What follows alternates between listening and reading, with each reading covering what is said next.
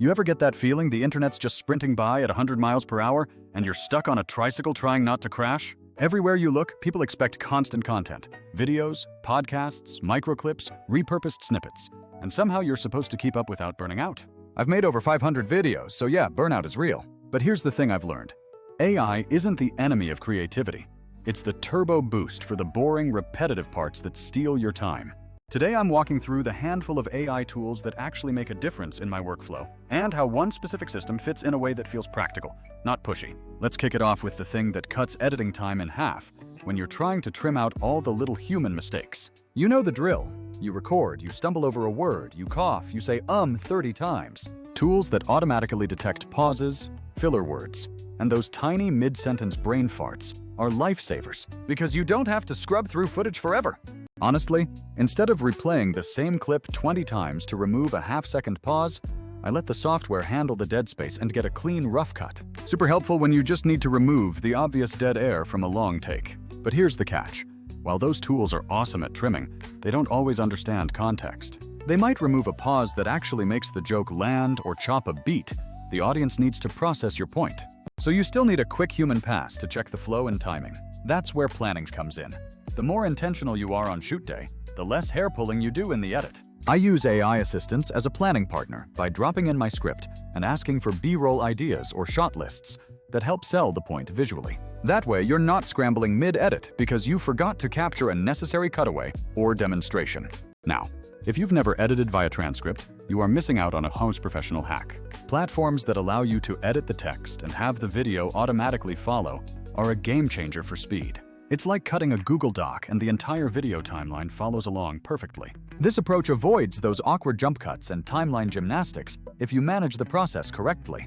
These captioning and filler word removal features are incredibly handy for polishing long-form content and lengthy interviews. The main downside is that costs can stack up fast for teams or heavy users, and the AI cleanups can sometimes sound over-processed. So it's great for polish, but it still absolutely requires a human ear for final review. Once you've got a solid long-form edit, the next grind is turning that into 5 to 10 snackable clips for all the vertical platforms. Tools that automate this try to scan the timeline for high-energy moments and then spit out short-form clips with captions and zooms. This automated repurposing is a huge, massive time saver when you have a library of content to draw from. The caveat is that automated short-form generators don't always hit the nuance of your brand voice or the platform-specific hook needed to go viral. You usually still want to spend a little time tweaking caption copy, pacing, or the initial thumbnail frame for best results. And for next-level visual polish, VFX-forward tools are often pure magic in what they can achieve. Think about removing distracting background objects or replacing a whole set without ever needing a green screen. These visual enhancements can make a standard home setup look incredibly professional in just a few clicks. However, these powerful features can sometimes feel like a superpower that comes with a steep learning curve and a high price tag for heavy use. So, while they are powerful, they are often not the absolute fastest route when you need to batch produce a lot of content quickly. Don't sleep on audio quality because bad audio kills viewer retention faster than a boring thumbnail ever could. I always run my finished tracks through an audio cleanup tool to instantly remove annoying room echo and background hum. These services bring incredible clarity to your voice without forcing you to book time in a professional studio. Again, there are limits. Heavy processing can make a voice sound artificial if you push the settings too far. Cleaning up the worst audio problems, though, is absolutely non-negotiable for viewer experience. Okay, we covered planning, trimming, transcript editing, repurposing, VFX, and audio cleanup. Here's the part that changed the game for me.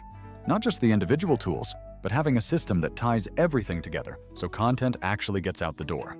That's where automation focused on the distribution aspect really shines in my entire content stack. A tool that automates turning a long video into ready-to-post, optimized short clips for social media is what saves the most mental energy. Specifically, the AI that automatically picks the most engaging moments likely to perform well on short-form feeds is what I rely on weekly. Setting your preferred posting cadence and telling the system which platforms you want to post to saves hours because you aren't babysitting a scheduler anymore.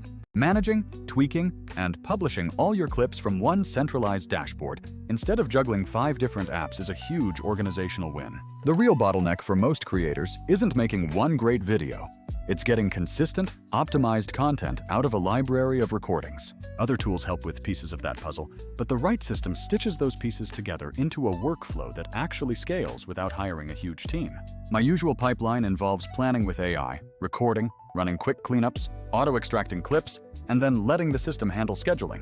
The result of this entire automated workflow is consistently way more content published with way less personal stress involved. Let me be clear about limitations, because automated systems are never entirely flawless. Sometimes a viral clip needs a 1-second intro for context, or the auto caption needs a style tweak to match your voice. But those are small, intentional edits, instead of the hours you used to spend manually scrubbing a 2-hour interview for just 10 good clips.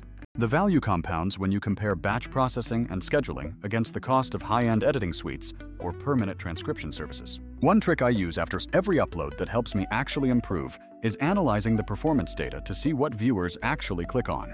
I aim to improve just 1% better on every single upload, and over months, that small effort snowballs into massive growth. Quick recap: use auto trim to cut dead space, use planning AI for smarter shoots, and then use the final distribution automation to select viral moments and schedule them out. That entire combination saves me hours every single week and keeps my content pipeline completely full without burning out. All right, I want to hear from you. What is your favorite AI tool that saves you time in your video workflow right now? Drop your recommendations in the comments, because I am always looking to test out new ways to work smarter, not harder. If you are curious about trying this kind of streamlined system, I will put the link in the description below so you can check it out yourself.